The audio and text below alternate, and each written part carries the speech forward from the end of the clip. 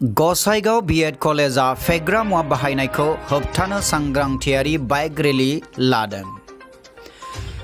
दिनै गसाइगाव सोहोरनि सिङाव थानाय गसाइगाव बीएड कलेजनि गोरायुं डॉक्टर अजित बर'जों लोगोसे गासै बिबुंगोरा आरो मावख'गिरिफोरा दानि आथिखालाव लाइमोनफोरनि सोलिनाय थासारिखौ नोजोर बोनानै फेग्रा मुवा बाहायनानै फरायनाय लिरनायाव गोसो गैयै आरो गावनि इयुन दानायाव गोसो जायै फरायनायखौ एंगारनाय गाज्रि हुदा सोलोंनाय बेफोरनि सायाव सांग्रांथि होनो थाखाय दिनै गसाइगाव बीएड फरायसालिमाया गसाइगाव बीएड फरायसालिमानिफ्राय लानानै जारागुरि गोजौसिन फरायसालिमासिम बेनार पोस्टार लानानै बाइक रेली हाबाफारि लायो। बे बुब्लियावनो डॉक्टर अजित बर' बिथाङा फैबाय थानाय लाइमोनफोरनि सायाव सांग्रांथियारि आरो गावखौ इयुन दानायाव जाफुंसार जानो हानाय बादि बेसेन गोसा बिबुंथि लाखियो।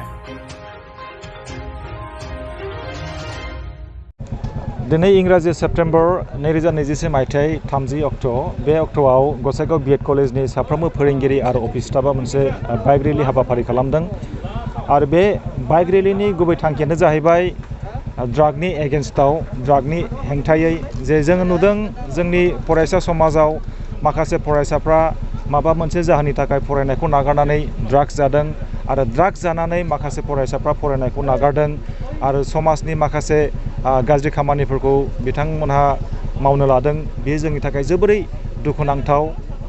दा बेनिखायनो जाहाथे फरायसाफोरखौ जों सांग्रां खालामनो हायो जोंनि बे रेलीनि गेजेरजों जोङो दिनै बेयाव मोजां मोजां माखासे सोदोबफोर स्ल'गानफोर जों लिरदों, जेरै स्मकिं किल्स, फेग्रा मुवाखौ गोजानाव दोन आरो जोंनि साफ्रोमनिबो जिउआ जोबोरै समायना आरो फरायसाफ्रा जोंनि नोगोरारि जोंनि समाजा जोंनि फरायसाफोरनि सायाव सोनारो। मोजां मोजां जोङो स्ल'गान लिरदों आरो बेफोर स्ल'गाननि गेजेरजों जाहाथे फरायसाफोरखौ जोङो मोजां हाबानि थाखाय जों थुलुंगा होनो हायो, बेखायनो जोङो बे हाबाफारिखौ जों मावदों। आङो बेखौनो बुंगोन जे भारत सरकारा मोनसे आजादि का अमृत महोत्सव हाबाफारि लागासिनो दङ।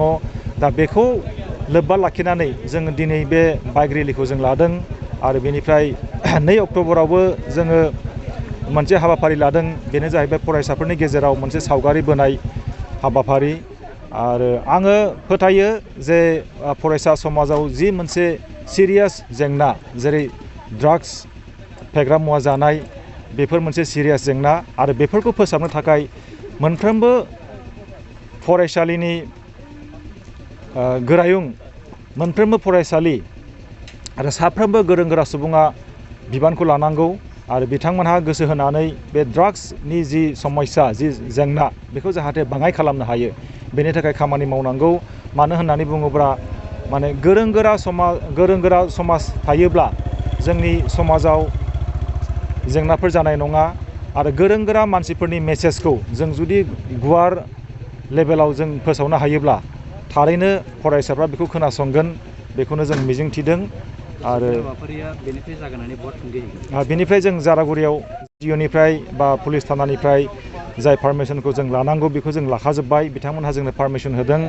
जारागुरियाव थांनानै जोङो मोनसे मटिभेशन प्रग्राम जों लागोन, फरायसाफोरजों जों मोगा मोगि जागोन आरो बेनिफ्राय बेयाव बर'नि 20 सावथुन बेखौ जों दसे समनि थाखाय देखायगोन जाहाथे फरायसाफ्रा मोजां खामानिनि थाखाय थुलुंगाखाङो, ड्राग्स जानायनिफ्राय जाहाथे गोजानाव थायो, बेनो जोंनि थांखि। हाबाफारिखौ बेखेवदों गसाइगाव कलेजनि गोरायुं डक्टर कुमुद रन्जन बसुमतारी आरो बे हाबाफारिखौ बेखेवनो गोनांमोन बिटिसिनि मानगोनां EM बिथां उकिल मोसाहारिया, नाथाय बिथाङा एंगार हायैनि जाहोननि थाखाय बे हाबाफारियाव फैनो हायाखै। बिथाङा हरखाबै गुवाहाटियाव थांनो गोनां जाबाय। बेनिखायनो आङो डक्टर कुमुद रन्जन बसुमतारी बिथांखौबो आं साबायखर बावबाय। बिथाङा बेयाव फैनानै दसे समनि थाखाय जोंनो सम होदों आरो थुलुंगाथाव बिबुंथिनि गेजेरजों बे हाबाफारिखौ बेखेवदों। गसाइगावनिफ्राय फुंखा बरगयारिनि रिपर्ट, बड'लेण्ड खौरां।